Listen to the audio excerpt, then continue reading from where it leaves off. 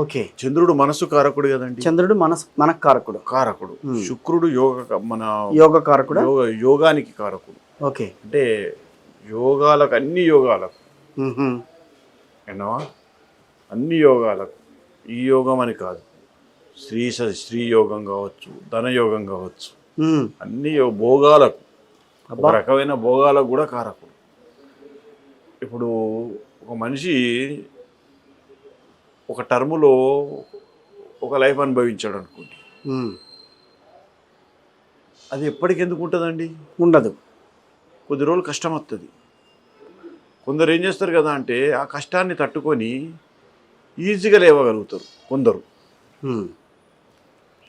ఈ గ్రహాలు వీక్ ఉన్న వాళ్ళు ఏం చేస్తారు కదా అంటే దాన్ని తట్టుకోలేరండి, దేనికి ఒకదానికి బానిస అవుతారు. అయితే డ్రగ్స్కా, లేకుంటే తాగుడుకా, లేకుంటే ఎక్కువ వాగుడుకా, ఏదో ఒక రకమైన డిప్రెషన్లోనే అవుతూ ఉంటారు. డిప్రెషన్ అంటే మనిషి మానసికంగా కుంగిపోవటమే కాదా? కుంగిపోవడమే అసలు. యాక్చువల్గా ఏంటంటే మానసికంగా చెప్పుకోలేని బాధపడుకుంటూ, ఎవరికి చెప్పుకోలేని బాధపడుకుంటూ కొన్ని సమస్యలను ఒత్తుకుంటూ కూడా వస్తూ ఉంటాయి. ఇప్పుడు అది ఆరోగ్యం మీద ప్రభావం చూపిస్తుందా? ఒక మనిషి, ప్రతి మనిషి ఒక పని చేసేటప్పుడు, ఏ పని చేసినా, పెళ్లి చేసుకున్నా, వ్యాపారం పెట్టినా, లేకుంటే ఇంకేదన్నా చేసినా, ప్రతి ఒక్క మనిషికి ఒక ఎక్స్పెక్టేషన్ అనేది ఉంటుందండి. ఆ ఎక్స్పెక్టేషన్ రీచ్ అయ్యే పద్ధతిలో ప్రతి వాళ్ళు 90% ఫెయిల్ అయితేనే ఉంటారు. ప్రతి వాళ్ళు ఆ ఎక్స్పెక్టేషన్ రీచ్ అయ్యే ఒక పద్ధతి, ఒక గోల్లో, అయితే పెళ్లి కాను, అయితే వ్యాపారం కాను, అయితే సమాజంలో, అయితే పవర్లను, ఏదో ఒక, అయితే అనారోగ్యం విషయం, ఏదో ఒక సందర్భంలో ఇక్కడ ఫెయిల్ అయితేనే ఉంటారు 90%. సక్సెస్ అయ్యేటోళ్ళు ఒక 10%. ఓకే. ఆ 10%లో కూడా వాళ్ళకు ఉండే టెన్షన్స్ వాళ్ళకు ఉంటాయి. డిప్రెషన్ దాకా పోయే టెన్షన్స్ ఉండేవి. ఈ 90% దాంట్లో ఈ ఇన్ని నేను చెప్పిన ఈ సబ్జెక్టులన్నీ మీద ఎక్కడనో ఒకడ ఫెయిల్ కావచ్చు. ఫెయిల్ అయినప్పుడు అక్కడ స్టక్ అవుతుంది ఆ బండి. ఓకే, అక్కడ ఆగిపోతుంది. అక్కడ ఆగిపోయే వరకు ఏమవుతుందంటే వాళ్ళ ఎక్స్పెక్టేషన్ పెట్టుకున్నది ఓకాడ, ఆగింది ఇక్కడ. మళ్ళా దీని చుట్టూ కొన్ని శక్తుల లెక్క, ఒక రకమైన మనుషులే కావచ్చు, ఈమెను, ఈ యొక్క వ్యక్తిని ఎవరైతే ఉన్నారో ఆ వ్యక్తిని శక్తుల లెక్క కొన్ని ఇబ్బందికి కొంచెం ఆమె ఇష్టానికి విరుద్ధంగా మొదలుకుంటా ఉంటాయి. అబ్బా.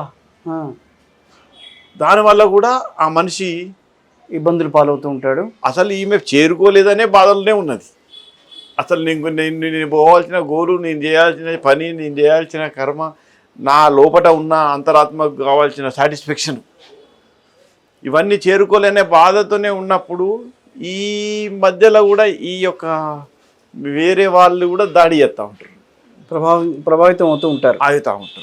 దానివల్ల ఈ మనిషి ఇప్పుడు మనిషి, మీకు చూడండి, మనిషి 3rd డిగ్రీ స్టడీ చేసినప్పుడు వాడు బాగా ఎంత టోడైనా కూడా, ఎంత గజ్జ దొంగ అయినా కూడా ఏం చెప్పాడు.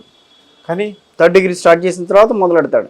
3rd డిగ్రీ స్టార్ట్ అయ్యి ఇక తట్టుకోలేని పరిస్థితి వస్తుందో అప్పుడు నిజం చెప్పడం మొదలు పెడతాడు.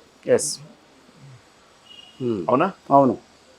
ఇది కూడా ఇక ప్రెషర్ పడి ఒక్కోటేసారి డిప్రెషన్లోకి వచ్చింది. సో అలాంటి డిప్రెషన్లోకి వెళ్ళిన వాళ్ళని మీరు, అలాంటి డిప్రెషను దానిలో 4-5 రకాలు ఉంటాయండి. మళ్ళీ దానిలో 4-5 రకాలు ఉంటాయి. ఒక స్టేజ్ నుంచి 5వ స్టేజ్ దాకా ఉంటాయి. వీళ్ళు ఏ స్టేజ్లో ఉన్నారనేది మనం ఖచ్చితంగా లెక్క చేసుకోవాలి, దాన్ని పసిగట్టుకోవాలి. యూనో, ఇప్పుడు ఒక డాక్టర్ ఉన్నాడండి, యూనో, దీనికి ఎంతవరకు కరెంట్ షాక్ ఇవ్వాలి, ఎంతవరకు ట్యాబ్లెట్లు ఇవ్వాలి, ఏ డోసు వరకు ఇవ్వాలి అనేది ఒక లెక్క ఉంటుంది, ప్రామాణికం. ఖచ్చితంగా ఆ ప్రామాణికంగా ప్రకారమే ఇస్తూ ఉంటారు. అవునా కదా? అవును.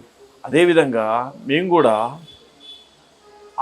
దాని యొక్క శాతం ఎంత ఉంది, ఆ మనిషి ఎంతవరకు ఎన్ని గ్రహాలు చూస్తున్నాయి మైనస్గా, మనం ఇప్పుడు ఏది చేస్తే మంచిది, అవి ఏది చేస్తే దాని మీదకి అటాక్ కాకుండా పోతాయి అన్నదే ముఖ్యం మనకు.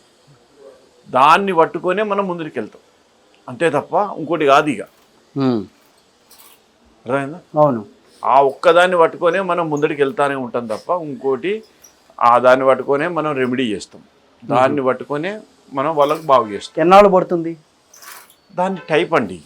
కొందరికి 2 రోజులు పట్టచ్చు ఫస్ట్ స్టేజ్లో ఉన్న వాళ్ళకి, కొందరికి 5 రోజులు పట్టచ్చు, కొందరిని 21 రోజులు చేసిన రోజులు కూడా ఉన్నాయండి.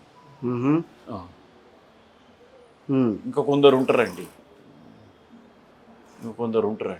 అలాంటి వాళ్ళు మీ దగ్గరికి వస్తూ ఉంటారా? చాలా మంది కూడా. అంటే మానసిక రోగం అనే దాన్ని కూడా జ్యోతిష్యం ద్వారా నిర్మూలించవచ్చు. అసలు జ్యోతిష్యం ద్వారానే నిర్మూలించవచ్చండి, మందుల వల్ల కాదా? మందుల వల్ల అసలు యాక్చువల్గా టోటల్గా మనిషిని నివారించే శక్తి మందుల వాళ్ళ ద్వారా లేనే లేదు.